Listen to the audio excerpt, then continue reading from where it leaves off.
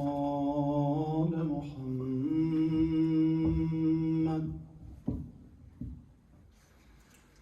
أعوذ بالله من الشيطان الرجيم. بسم الله الرحمن الرحيم. اللهم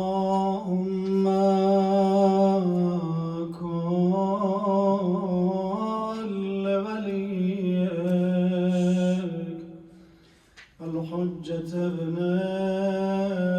الحسن صلواتك عليه وعلى آبائه في هذه الساعة وفي كل ساعة وليا وحافظا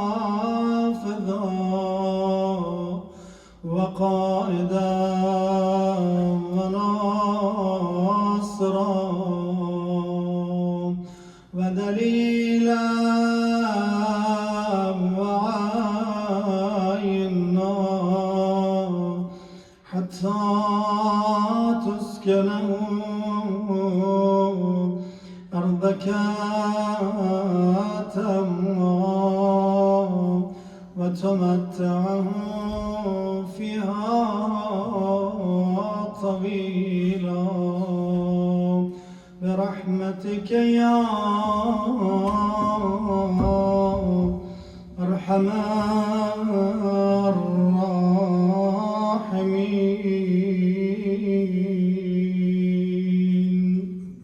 صلوات.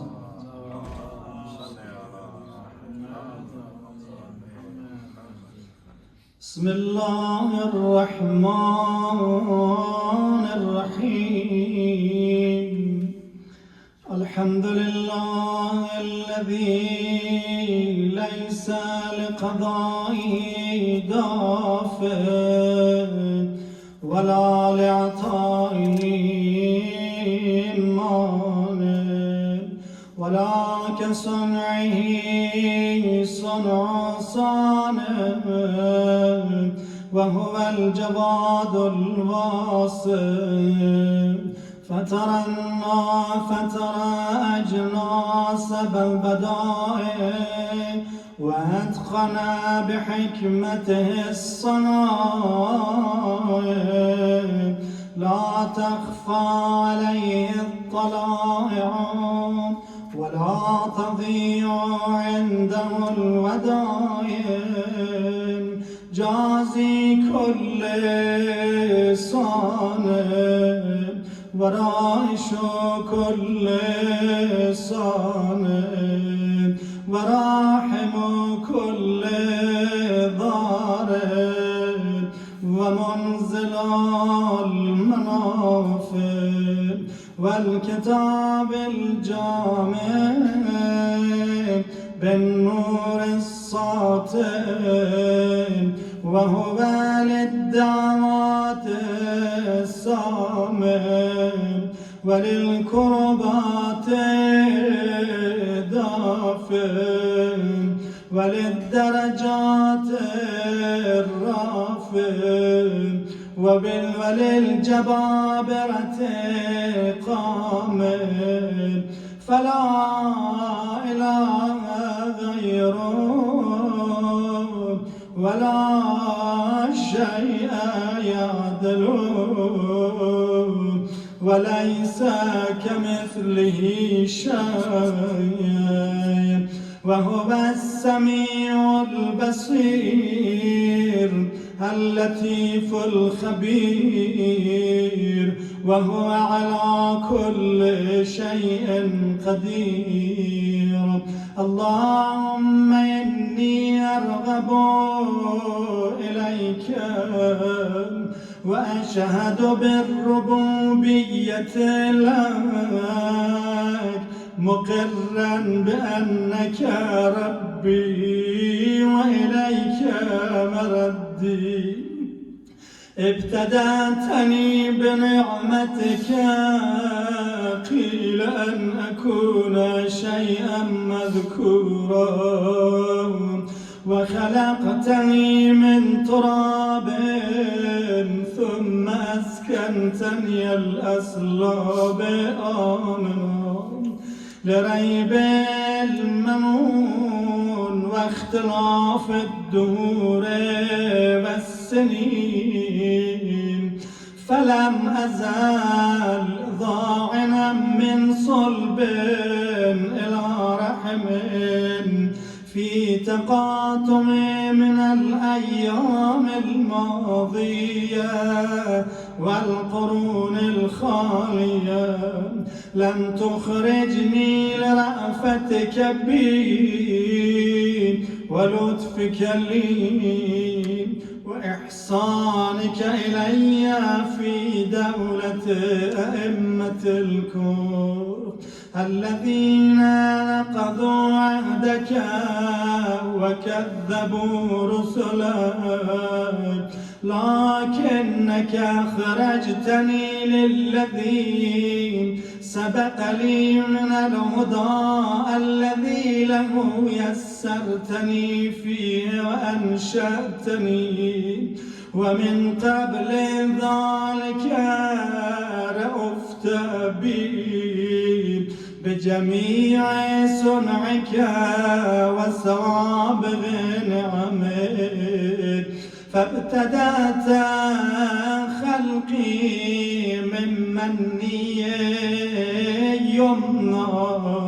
وأسكنتني في الظلمات ثلاث بين لحم ودم وجلد. لم تشهدني خلقي ولم تجعل إلي شيئا من أمري، ثم أخرجتني للذي سبق لي من الهدى إلى الدنيا تماما سويا، وحفظتني في المهد طفلا صبيا، ورزقتني من الغذاء لبنا مريا، وعتفت علي قلوب الحواضن، وكفلتني الأمهات الرواحم، وكلأتني من طوارق الجنان، وسلمتني من زيادة والنقصان، فتعاليت يا رحيم يا رحمن، حتى إذا استهلكت ناطقا بالكلام أتممت علي سوابغ الإنعام، وربيتني زائدا في كل عام، حتى إذا اكتملت فترتي واعتدلت مرتي، أوجبت علي حجتك بأن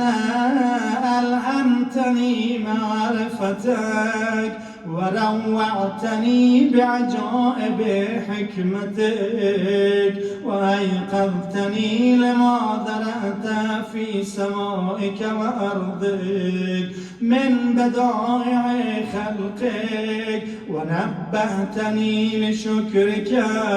وذكرك، وأوجبت علي طاعتك وعبادتك، وفهمتني ما جاءت به رسلك، ويسرت لي تقبل مرضاتك، ومننت علي في جميع ذلك بعونك ولطفك. ثم إذ خلقتني من خير الثرى لم ترضى لي يا إلهي نعمة دون أخرى، ورزقتني من أنواع المعاش وصنوف الرياش بمنك العظيم الأعظم علي وإحسانك القديم إلي، حتى إذ أتممت علي جميع النعم وصرفت عني كل النقم، لم يمنعك جهلي وجرأتي عليك أن دللتني إلى ما يقربني إليك، ووفقتني لما يزلفني لديك، فإن دعوتك أجبتني، وإن سألتك أعطيتني، وإن أتعتك شكرتني، وإن شكرتك زدتني، كل ذلك إكمال لأنعمك علي وإحسانك إلي، فسبحانك سبحانك من مبدئ معيد حميد مجيد، تقدست أسماك وعظمت آلاؤك، فأي نعمك يا إلهي أحصى عددا وذكرا، أم أي عطايا أقوم بها شكرا، وهي يا رب أكثر من أن يحصيها العادون أو يبلغ علما بها الحافظون، ثم ما صرفت ودرأت عني اللهم من الضر والضراء أكثر مما ظهر لي من العافية والسراء، وأنا أشهد يا إلهي بحقيقة إيماني وعقد عزمات يقيني وخالص صريح توحيدي وباطن مكنون ضميري وعلائق مجاري نوري بصري وأسارير صفحة جبيني وخرق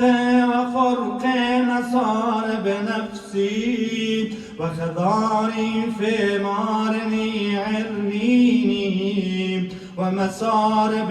سماخ سمعي وما ضمت وأطبقت علي شفتاي وحركات لفظ لساني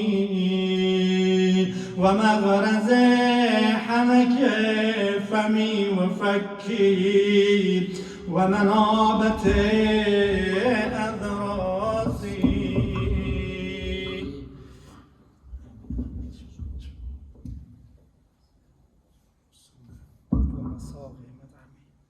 ومصائب مطعمي ومشربي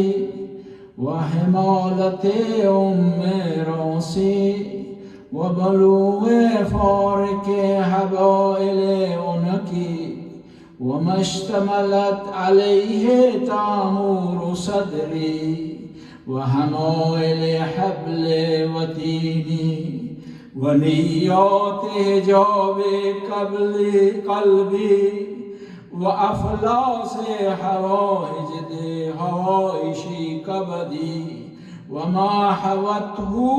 شراصيف أذلعي وحقائق مفاصلي وقبض عواملي وأطراف أناملي ولحمي ودمي وشعري وبشري وأسدي وكسبي وعظامي ومخي وعروقي وجميع جوارحي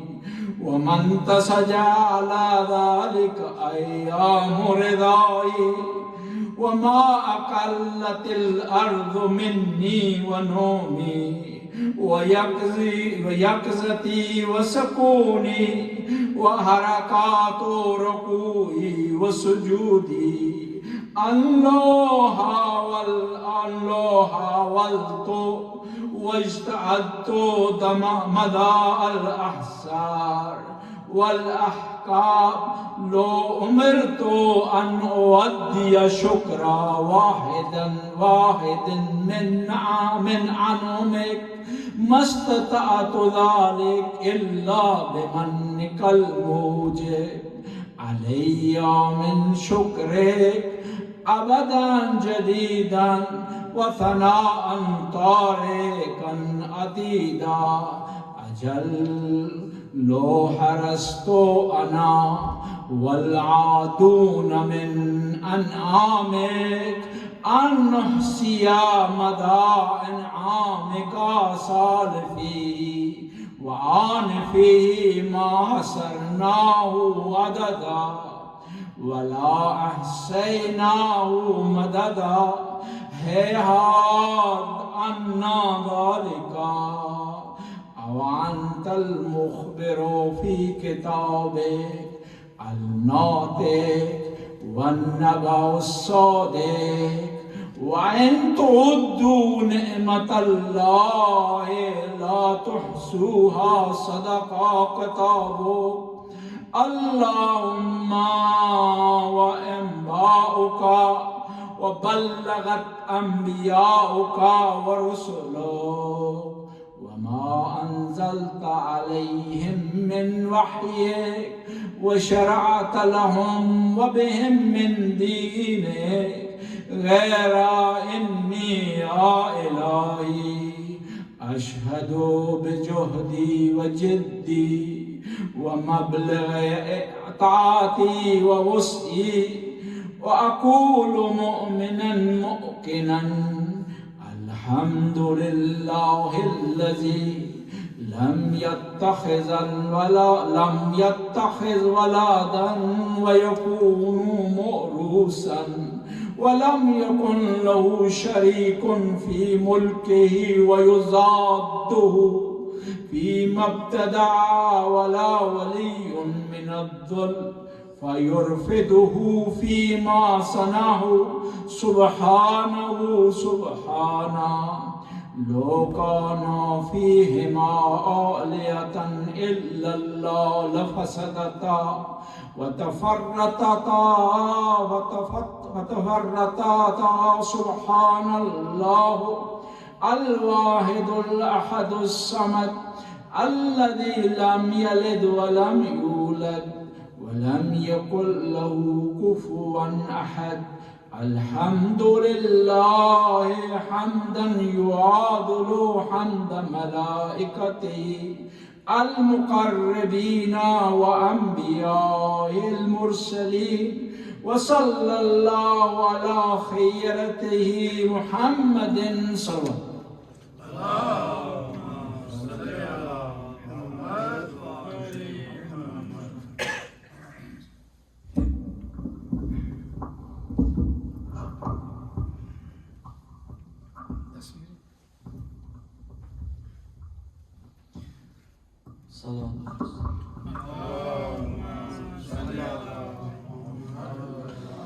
وصلى الله على خيرته محمد خاتم النبيين وآله الطيبين الطاهرين المخلصين وسلم اللهم اجعلني أخشاك كأني أراك وأسعدني بتقواك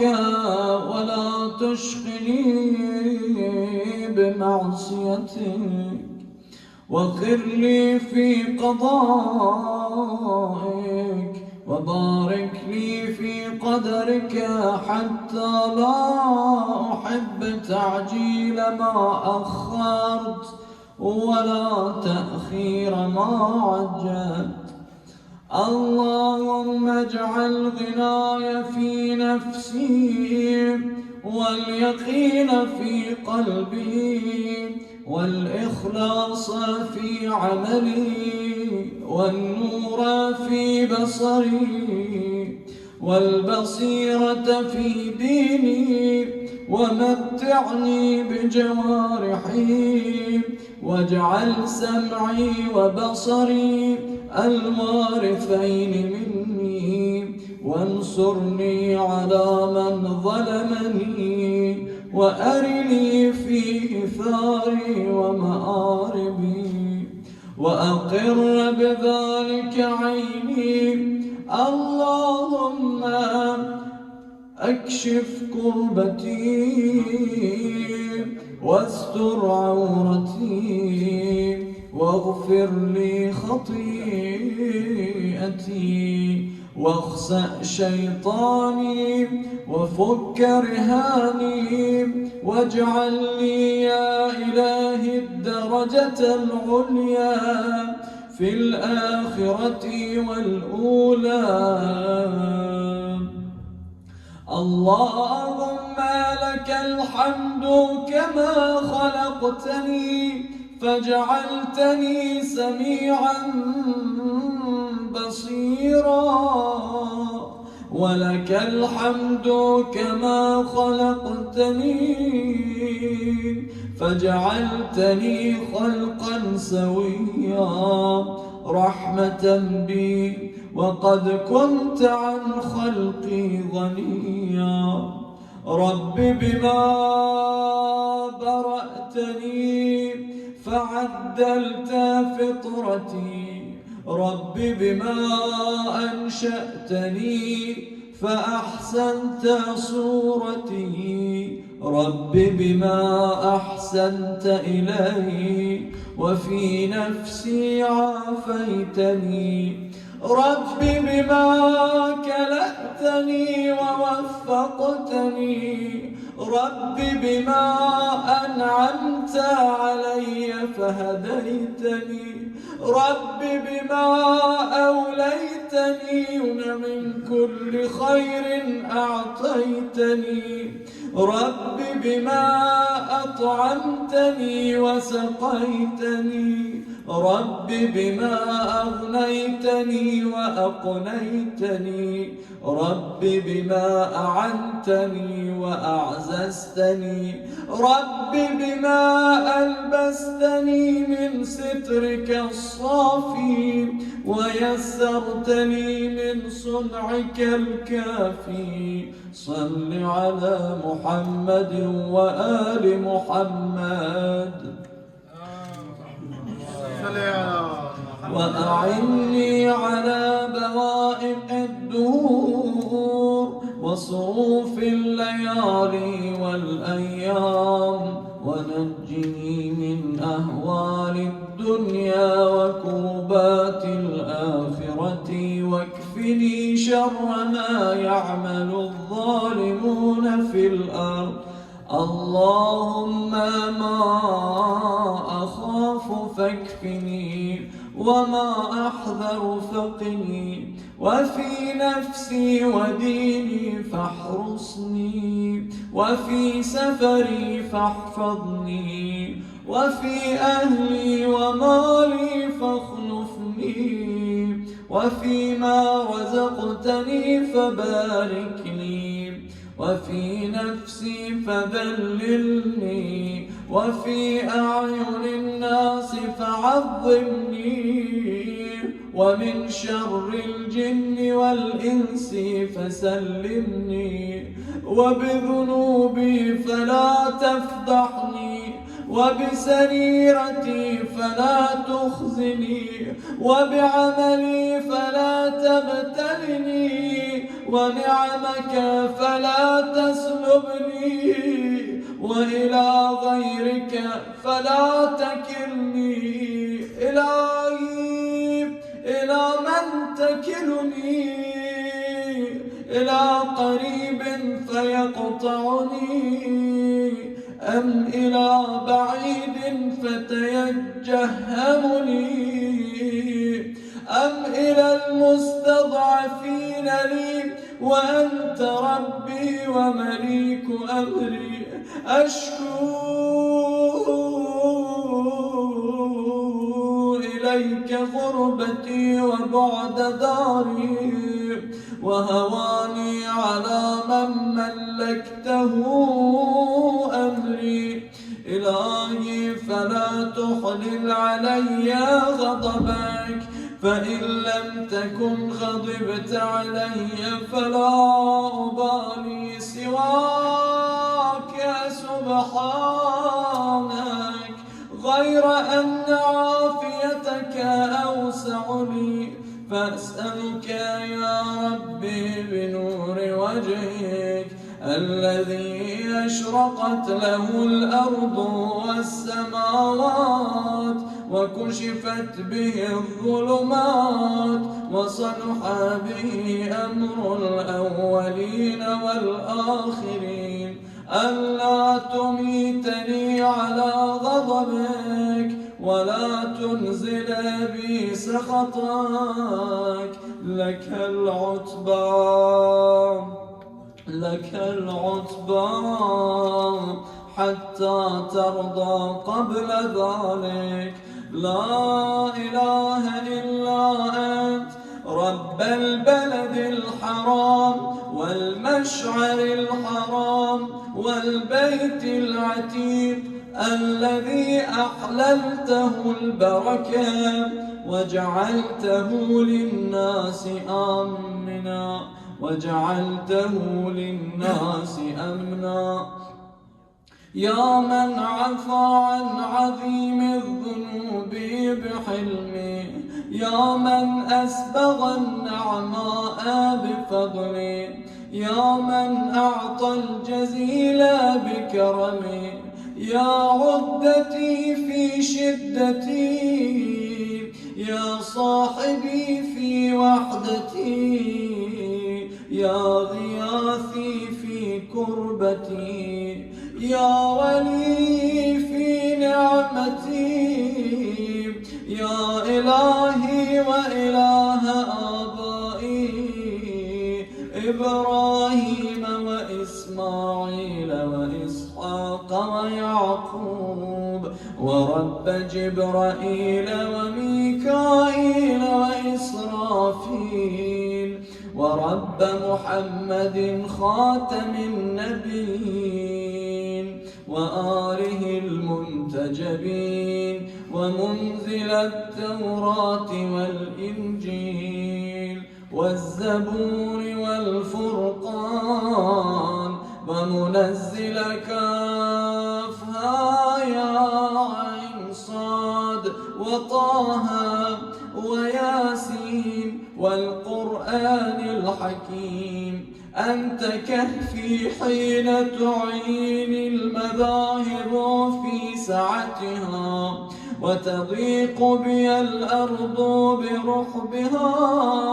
ولولا رحمتك لكنت من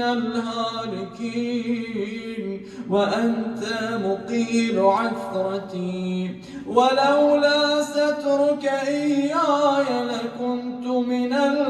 المفضوحين، وأنت مؤيدي بالنصر على أعدائي، ولولا نصرك إياي لكنت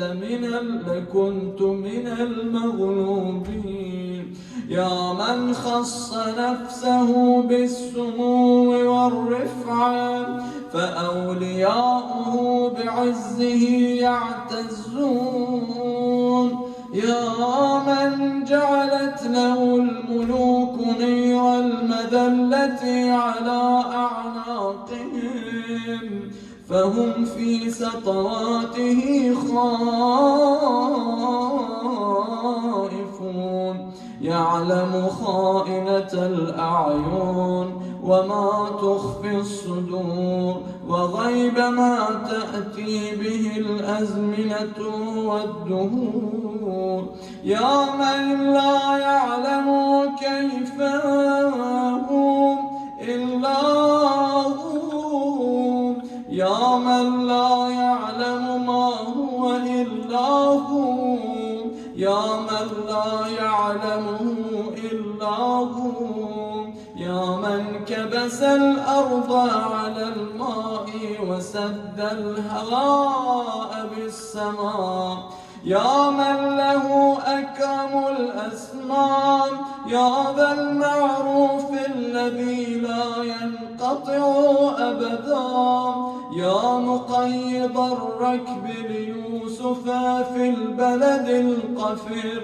ومخرجه من الجوب وجاعله بعد العبودية ملكا يا راده على يعقوب بعد أن ابيضت عيناه من الحزن فهو كظيم يا كاشف الضر والبلوى عن أيوب وممسك يدي إبراهيم عن ذبح ابنه بعد كبر سني وفناء عمري يا من استجاب لزكريا فوهب له يحيى يا ولم يدعه فردا وحيدا يا من أخرج يونس من بطن الحوت يا من أخرج يونس من بطن الحوت يا من فلق البحر لبني إسرائيل فأنجاهم وجعل فرعون وجنوده من المغرقين يا من أرسل الرياح مبشرات بين يدي رحمته يا من لم يعجل على من عصاه من خلقه يا من استنقذ السحرة من بعد طول الجحود وقد غدوا في نعمته يأكلون رزقه ويعبدون غيره وقد حادوه ونادوه وكذبوا رسلا يا الله يا الله يا الله يا الله يا الله يا الله يا الله يا الله يا الله يا الله يا الله يا الله يا الله يا بديع يا بديع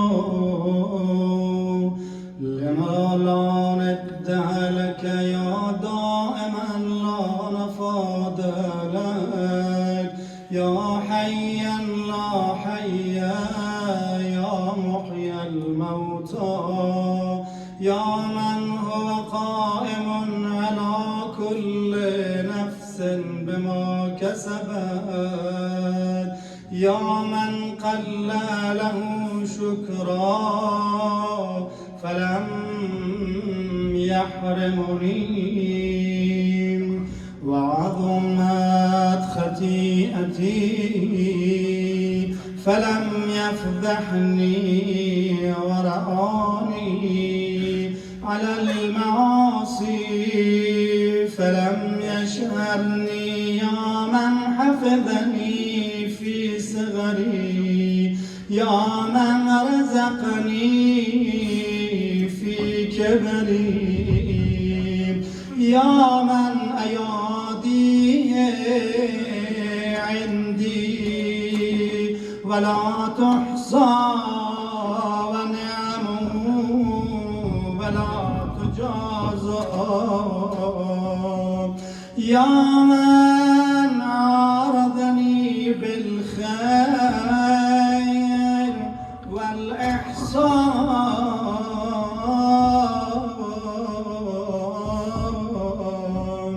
وعارضت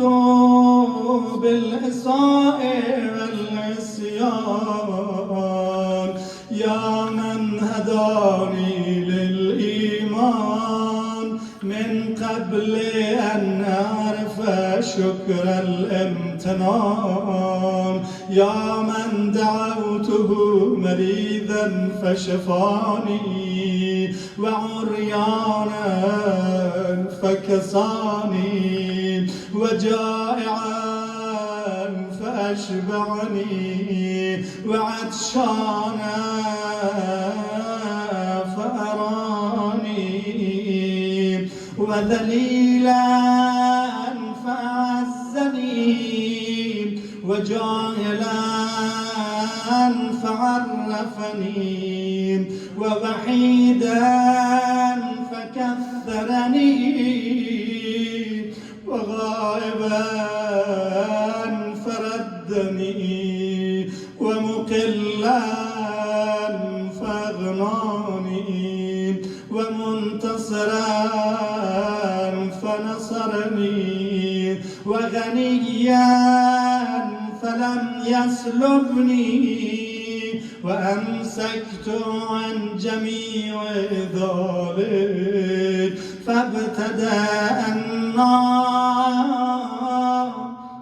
فابتدأني فلك الحمد والشكر، يا من أقال عثرتي ونفس كربتي وأجاب دعوتي وستر عورتي وغفر ذنوبي وبلغني طلبتي ونصرني على عدوي، وإن أعد نعمك ومننك وكرائم منحك لا أحصيها، يا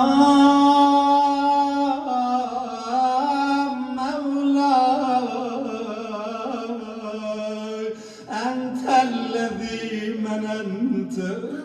أنت الذي أنعمت،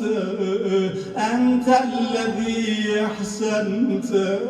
أنت الذي أجملت، أنت الذي أفضلت، أنت الذي أكملت، أنت الذي رزقت، أنت الذي وفقت،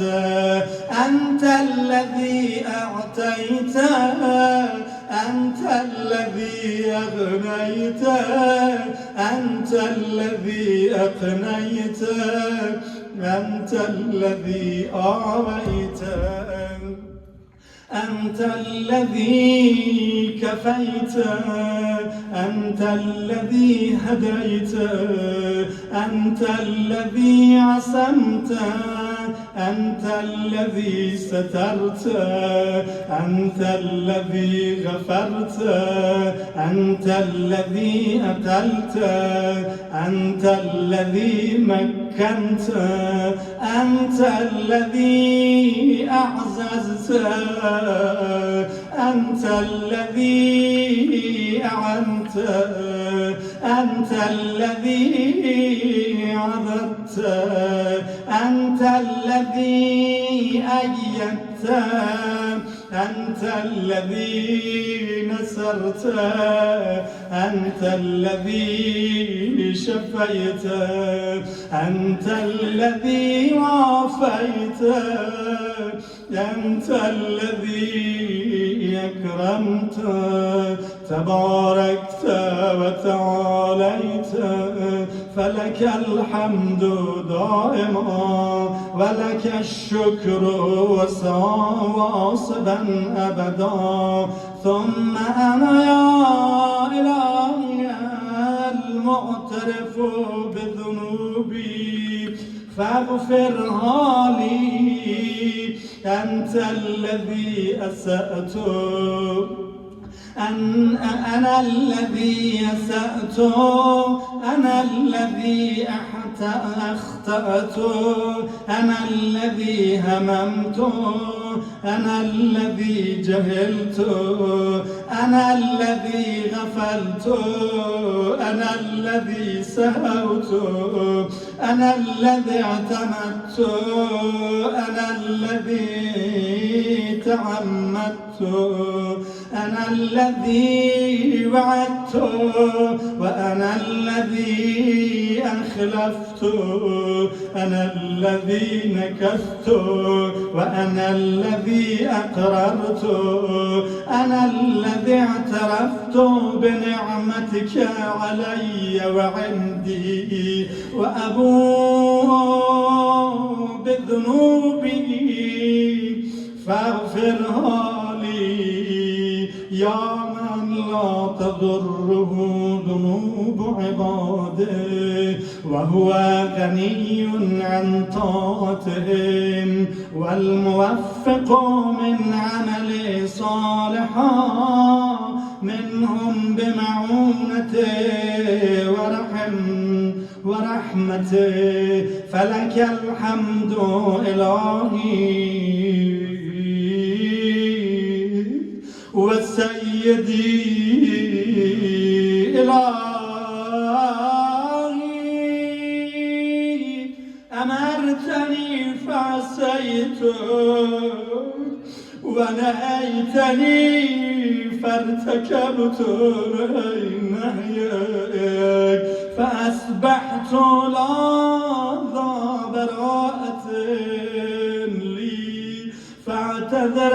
ولا ذا قوة فانتصر. فبأي شيء أستقبلك يا أستقبلك يا مولاي، أبسمعي أم ببصري أم بلساني أم بيدي أم برجلي، أليس كلها نعمك عندي، وبكلها أسألتك يا مولاي، وبكلها عصيتك يا مولاي، فلك الحجة والسبيل علي، يا من سترني من الآباء والأمهات أن يزجروني، ومن العشائر والإخوان أن يعيروني، ومن السلاطين أن يعاقبوني، ولم اتلعوا يا مولاي على ما اطلعت عليه مني، إذا ما أنظروني ولرفضوني وقطعوني، فما أنا يا إلهي بين يديك يا سيدي، خاضع ذليل حصير حقير، لا ذو براءة فاعتذر ولا ذو قوة فانتصر ولا حجة فاحتج بها ولا قائل لم أجترح ولم أعمل سوءا وما عسى الجحود ولو جاءت يا مولاي ينفعني كيف الناظر وجوارحي كلها شاهدة علي بما قد عملت وعملت يقينا غير ذي شك أنك سائلي من عظائم الأمور وأنك الحكم العدل الذي لا تجور وعدلك مهلكي ومن كل عدلك مهربي فإن تعذبني يا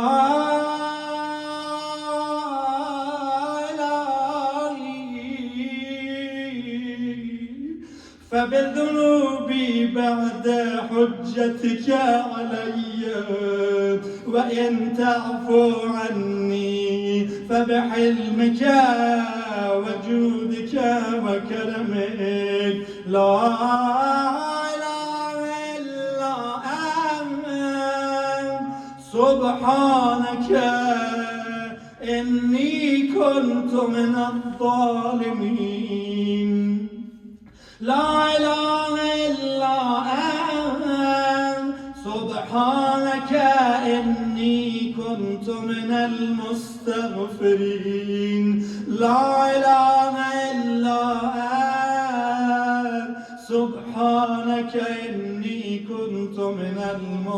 الموحدين لا إله إلا أنت سبحانك إني كنت من الخائفين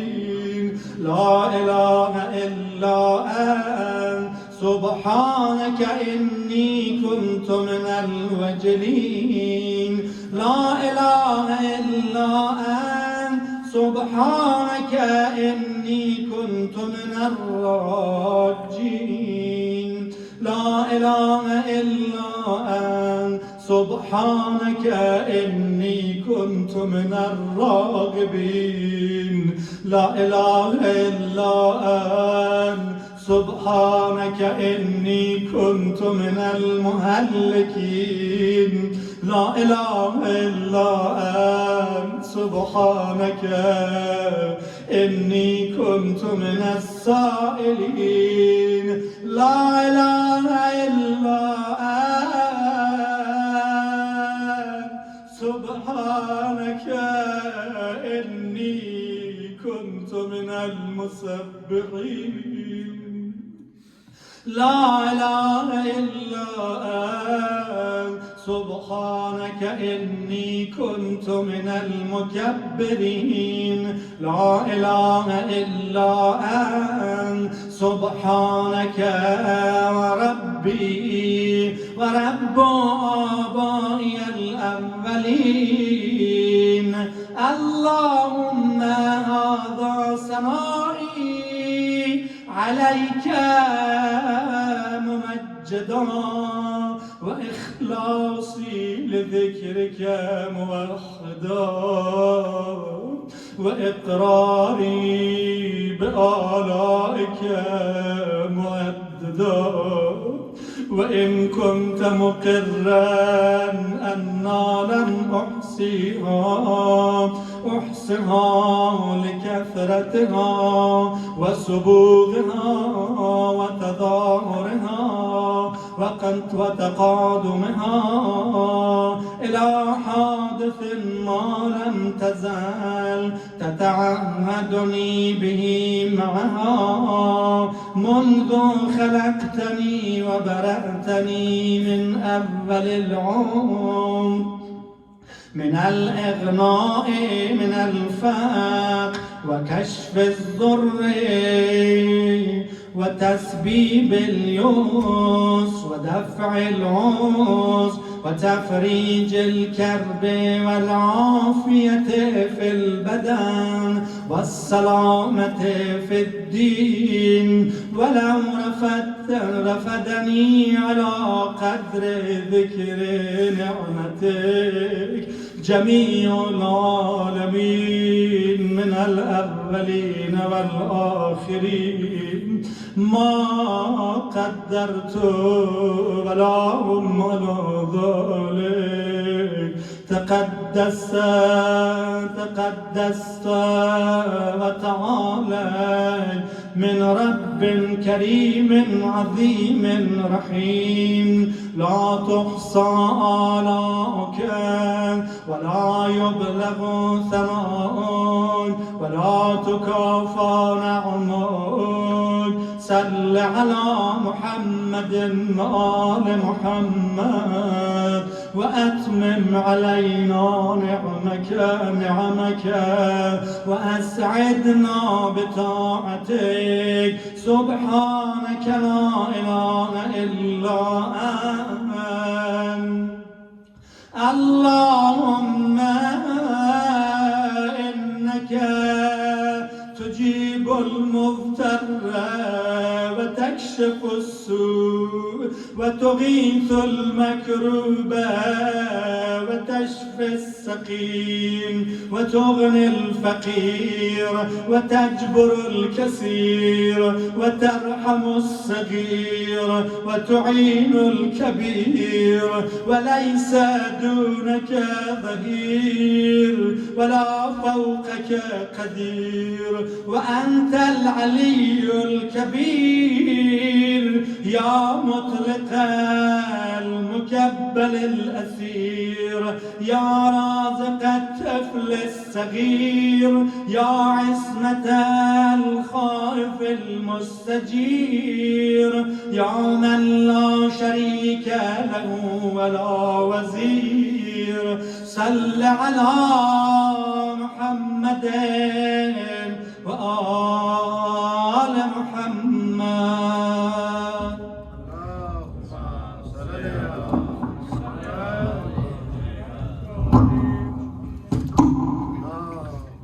صل على محمد وآل محمد وعجل.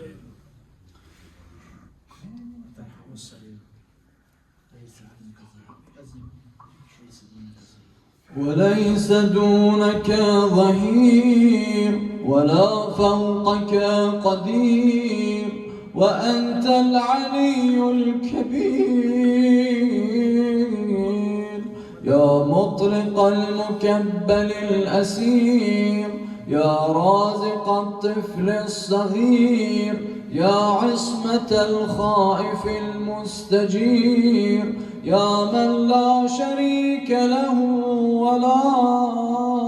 وزير. صل على محمد وآل محمد وأعطني في هذه العشية أفضل ما أعطيت وأنلت أحدا من عبادك من نعمة توليها وآلاء تجددها وبلية تصرفها وكربة تكشفها ودعوة تسمعها وحسنة تتقبلها وسيئة تتغمدها. إنك لطيف بما تشاء خبير وعلى كل شيء قدير. اللهم إنك أقرب من دعي وأسرع من أجاب وأكرم من عفا وأوسع من أعطى وأسمع من سئل. يا رحمن الدنيا والآخرة ورحيمهما، ليس كمثلك مسؤول ولا سواك مأمول. دعوتك فأجبتني، وسألتك فأعطيتني، ورغبت إليك فرحمتني، ووثقت بك فنجيتني، ورغبت إليك فرحمتني، ووثقت بك فنجيتني، وفزعت إليك فكفيتني. اللهم صل على محمد عبدك ورسولك ونبيك، وعلى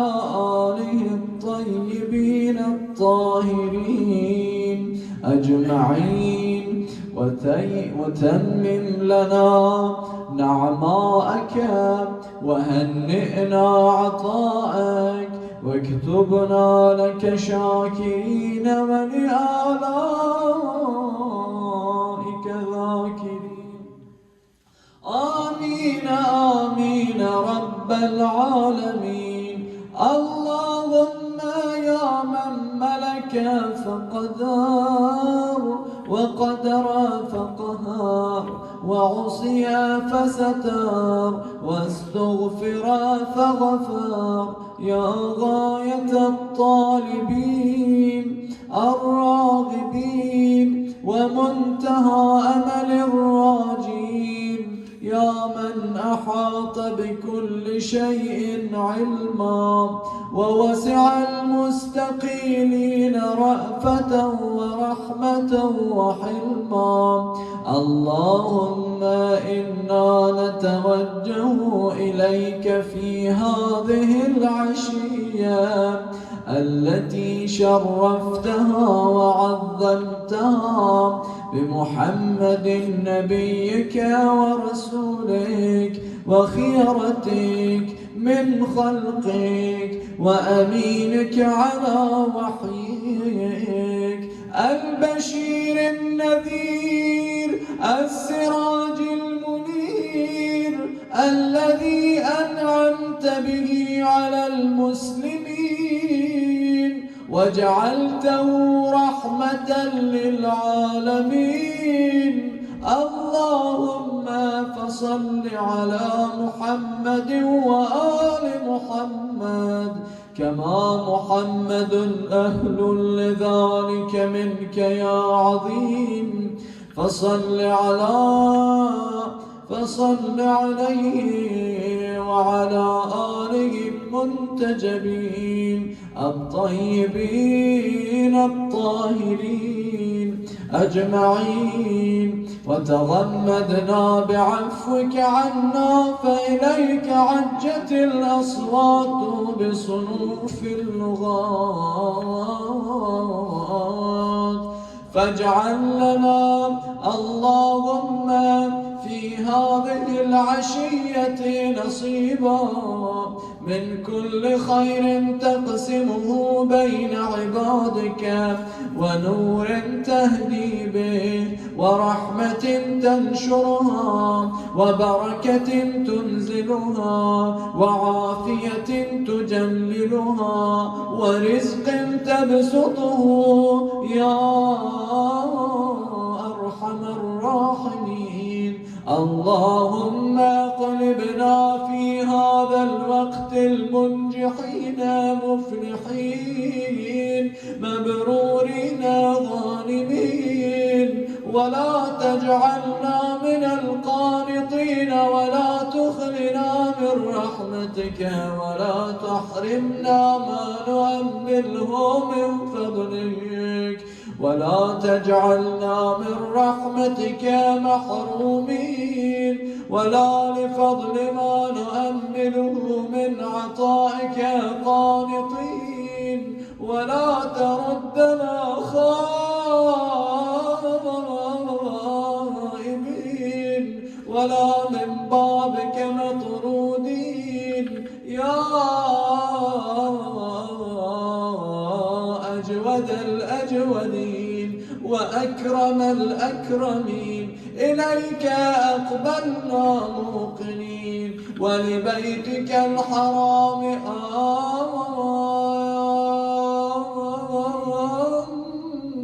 آمين قاصدين. فأعنا على مناسكنا وأكمل لنا حجنا، واعف عنا وعافنا، فقد مددنا إليك أيدينا، فهي بذلة الاعتراف موسومة.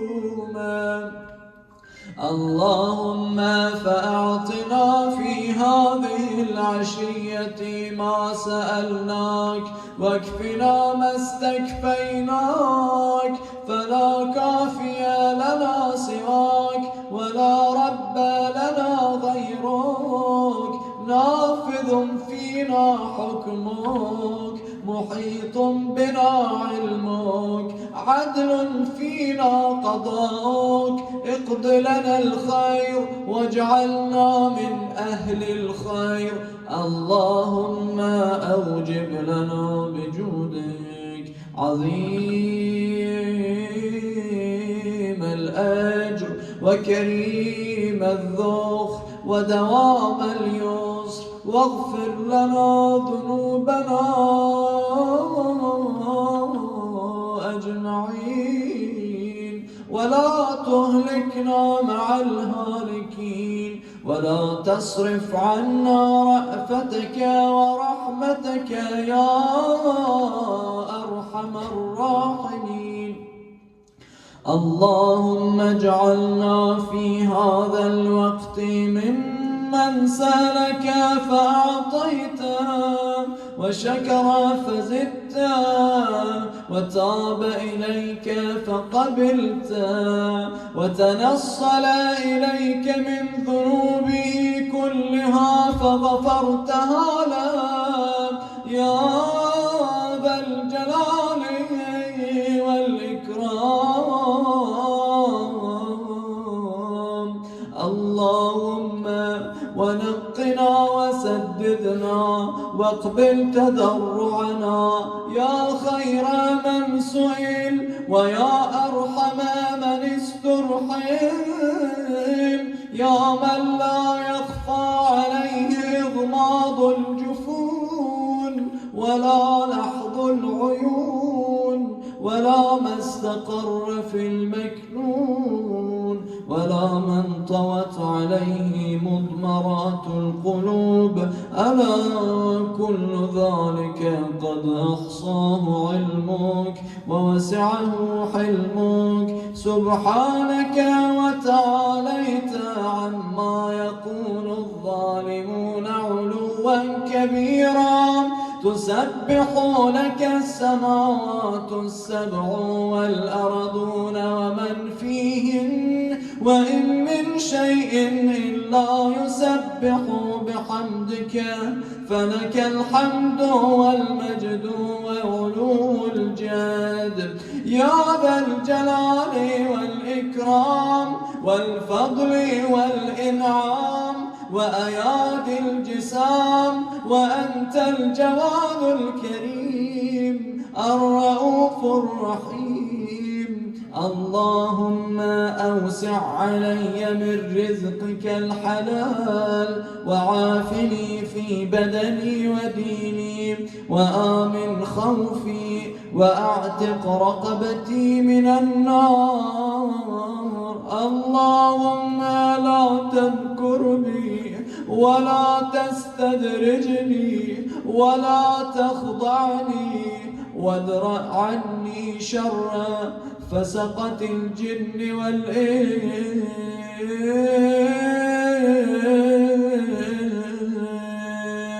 يا أسمع السامعين،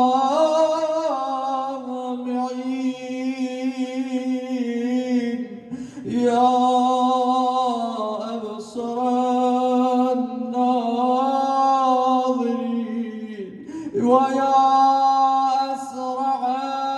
الحاسبين.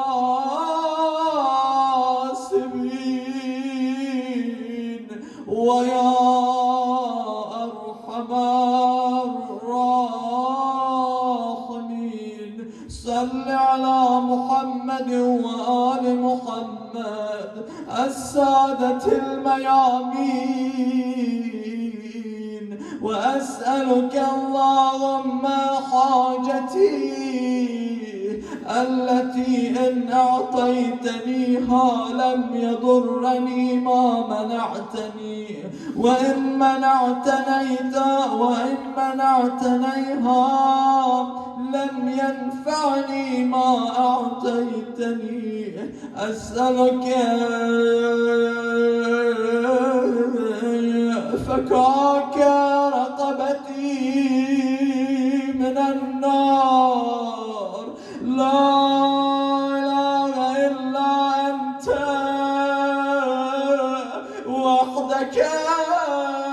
لا شريك لك، لك الملك ولك الحمد وأنت على كل شيء قدير. يا ربي يا ربي يا رب يا ربي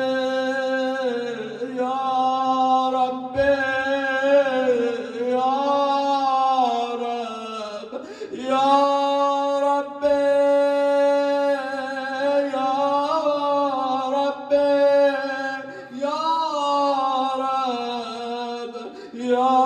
رب يا رب يا رب. إلهي أنا الفقير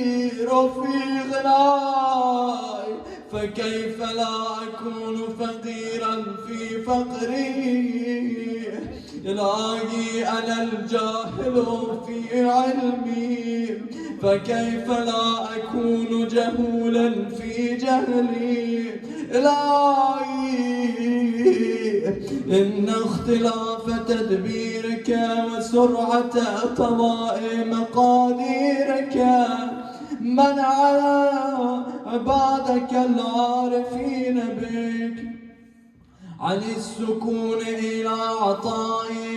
واليأس منك في بلاء. إلهي مني ما يليق بلؤمي ومنك ما يليق بكرمك. إلهي وصفت نفسك باللطف والرأفة لي قبل وجود ضعفي، أفتمنعني منهما بعد وجود ضعفي. إلهي إن ظهرت المحاسن مني فبفضلك ولك المنة علي، وإن ظهرت المساوي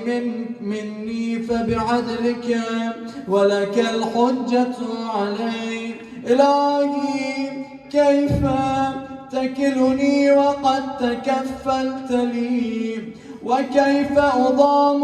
وأنت الناصر لي، أم كيف أخيب وأنت الحفي بي. ها أنا أتوسل إليك بفقري إليك، وكيف أتوسل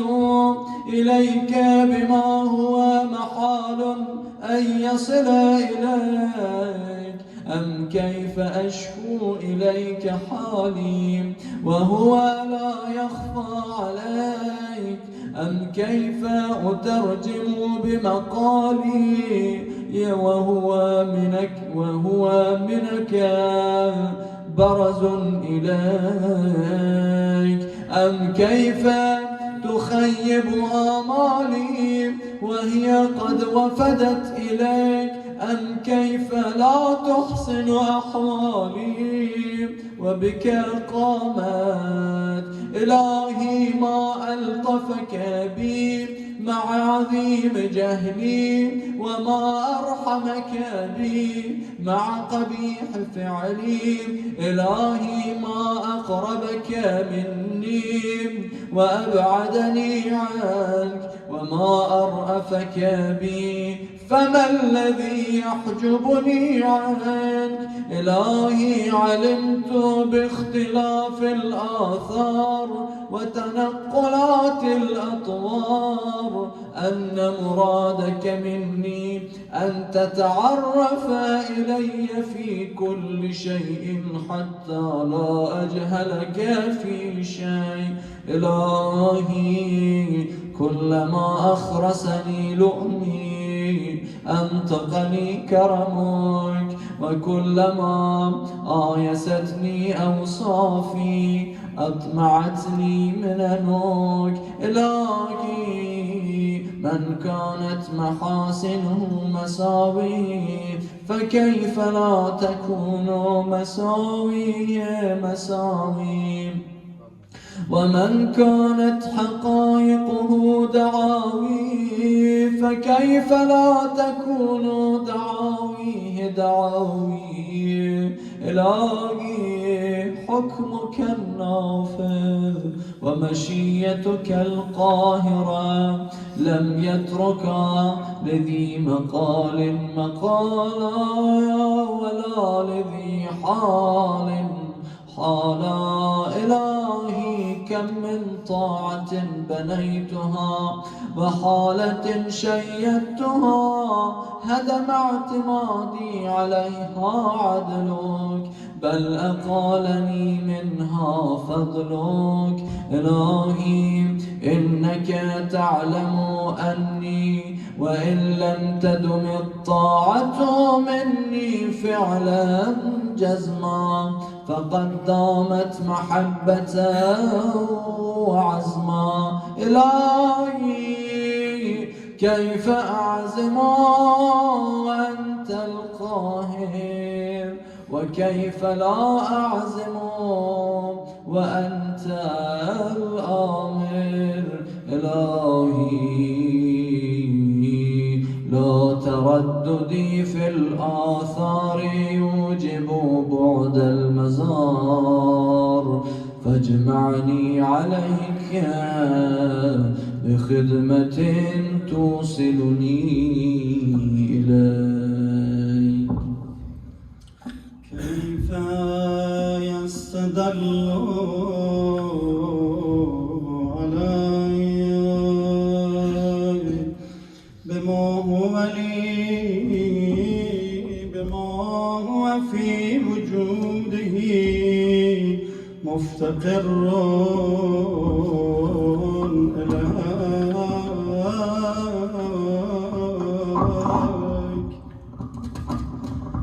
أيكون لغيرك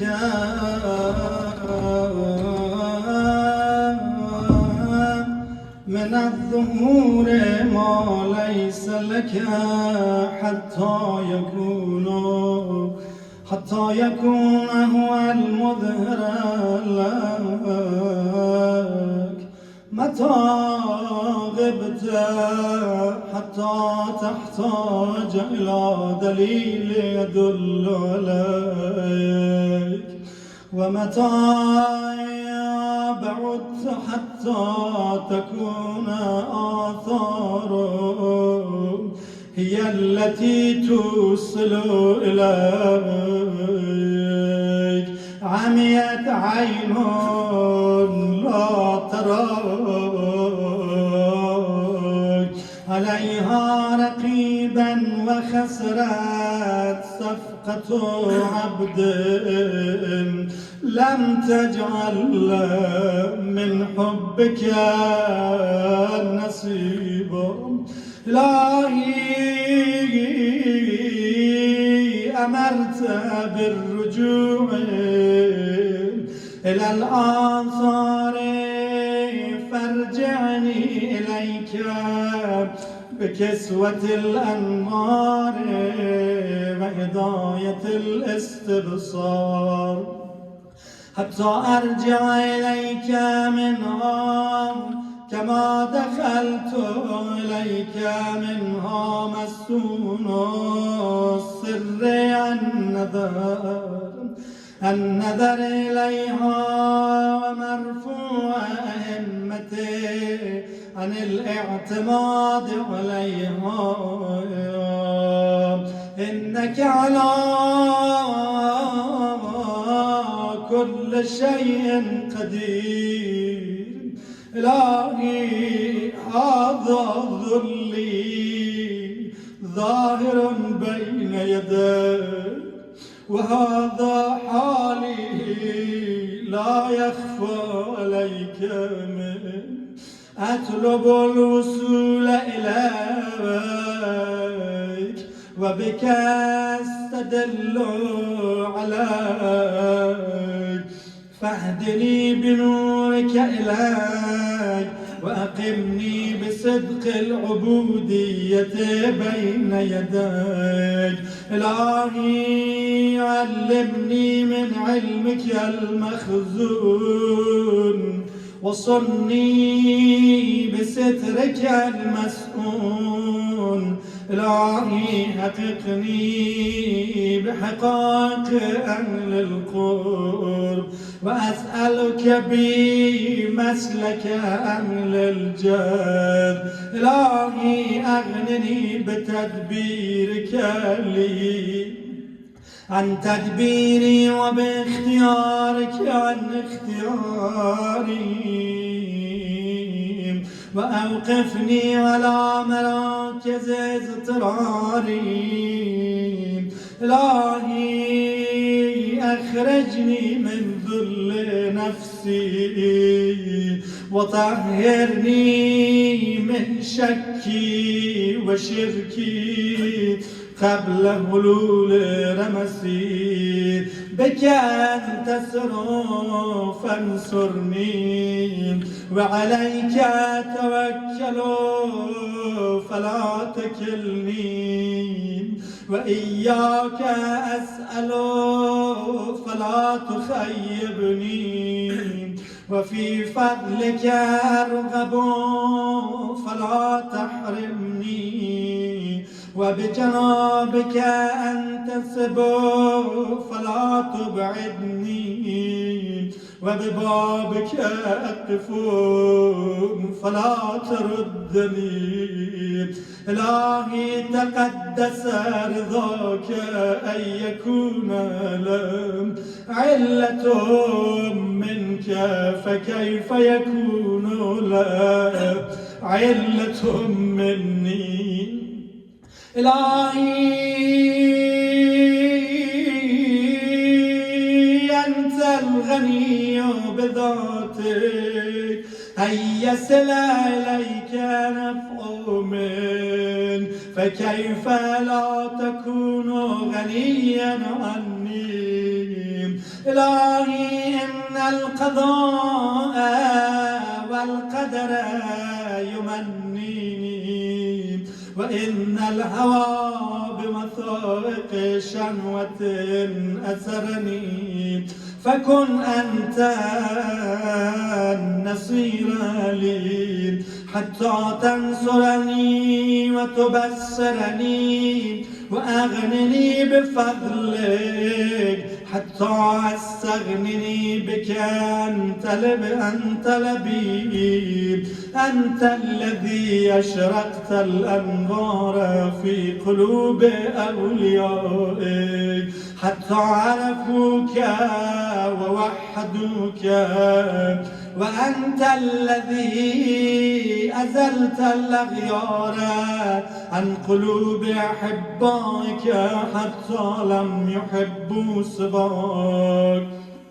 ولم يلجوا إلى غيرك. أنت المونس لهم حيث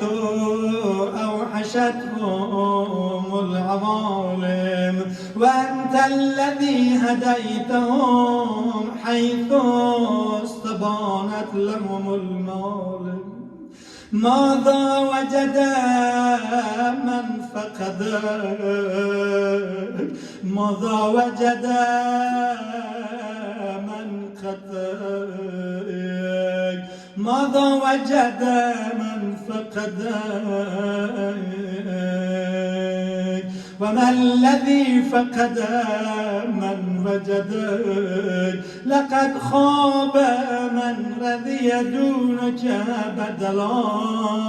ولقد خسر من بغى عنك متحملا كيف يرجى سواك وأنت ما قطعت الإحسان وكيف يطلب من غيرك وأنت ما بدلت عادة الامتنان يا من أذاق أحباءه حلاوة المؤانسة فقاموا بين يديه متملقين يا من ألبس أولياءه ملابس هيبته فقاموا بين يديه مستغفرين أنت الذاكر قبل الذاكرين وأنت البادي بالإحسان قبل توجه العابدين وأنت الجواد بالعطاء قبل طلب الطالبين وأنت الوهاب ثم لما وهبت لنا من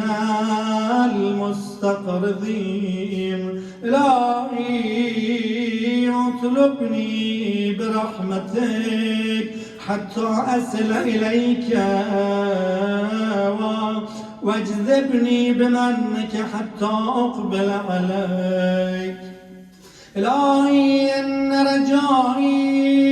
لا ينقطع عنك وإن عصيتك كما أن خوفي لا يزعلني وإن أتاتك فقد دفعتني العوالم إليك وقد أوقعني علمي بكرمك عليك إلهي كيف أخيب وأنت أملي أم كيف أهان عليك المتكل إلهي كيف أستعذ في ذلتي أركزتني أم كيف لا أستعز وإليك نسبتني إلهي كيف لا أفتقر وأنت الذي في الفقراء أقمتني أم كيف أفتقر وأنت الذي بجودك أغنيتني وأنت الذي لا إله غيرك تعرفت على كل شيء فما جهلك شيء وأنت الذي تعرفت إلي في كل شيء فرأيتك ظاهرا في كل شيء وأنت الظاهر لكل شيء يا من استوى برحمانيته فصار العرش غيبا في ذاته محقت الآثار بالآثار ومحوت الأغيار بمحيطات أفلاك الأنوار يا من استحب من استجب في سرادقات عرشه عن أن تدركه الأبصار يا من تجلى بكمال بهائه فتحققت عظمته استواء كيف تخفى وأنت الظاهر أم كيف تغيب أنت الرقيب الحاضر إنك على كل شيء قدير والحمد لله وحده لا شريك له صل على محمد